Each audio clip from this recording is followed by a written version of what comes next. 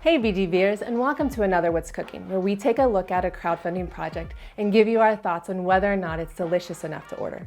I am Rachel, and today we're talking about Oros. Now please keep in mind that all you see here is in prototype form and subject to change. In Oros, 3 to 4 players take on the role of Mayan demigods or goddesses, changing the face of the globe by shifting land and sea to create majestic mountains and enlighten our followers with wisdom and knowledge. During a turn, a player may take 3 actions, and for those actions they have 6 options. First, a player may shift all land tiles in a row. Now don't forget that it's a globe, so the land tiles that move off the board reappear on the other side. Second, you can move tiles of a certain number 1 space. Starting out, they must be 3 tiles in a row or column, and this is where things get exciting. If the tiles you move are placed on another land tile, they instead collide and combine, forming larger land masses, volcanoes, and/or mountains. Unless you have a specific upgrade, mountains can only be formed when 2 4s collide together. Third, players can erupt volcanoes that send lava across the land like melted cheese across an all-beef hamburger patty. A volcano on a level 3 land tile will make its tile a 4 first, then will flow out in one direction, creating more land with the rest of the volcano.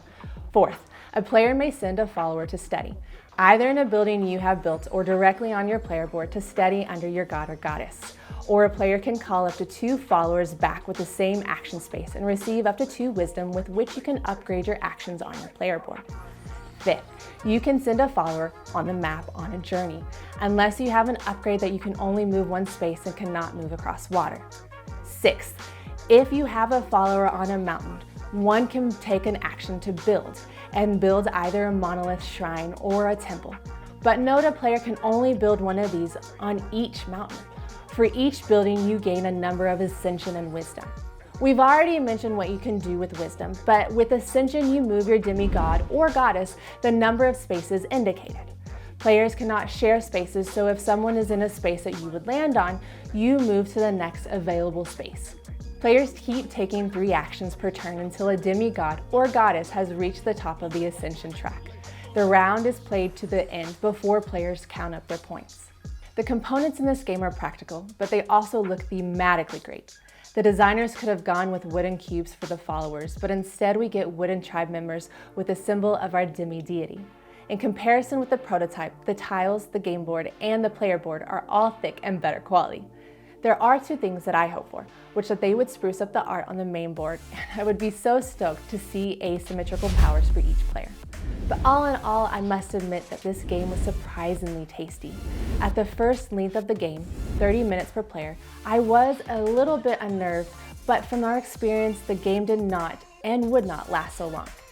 Oros offers actions that really give the player a feeling that they are accomplishing a lot. I mean, you are crashing land masses together to make mountains. The main board changes often and quite drastically between each of your turns. It's simply satisfying to see multiple level 4 land masses colliding to form mountains, like being overwhelmingly hungry and taking that first bite of your burger. We also felt that Oros has a good grasp balancing player interaction. The game does not incentivize negative actions against other players, but there are options out there, like moving land masses where other players are standing. Sometimes players even need to come together by building a mountain near each other so that one can form and build a monolith and another can build a shrine. This game could be categorized as abstract strategy combined with action selection and player board upgrades. This game is a tasty treat and I can recommend it to just about anyone. I would say this game falls between family weight and expert. I am so excited to see what the designers have planned for the final version of this game, and we look forward to playing it again. If you are interested, please click the link in the description and go back this game. If you liked this video or found it helpful, please share it with someone else. Hit the like button and don't forget to subscribe. I'm Rachel, and as always, stay hungry for more board games.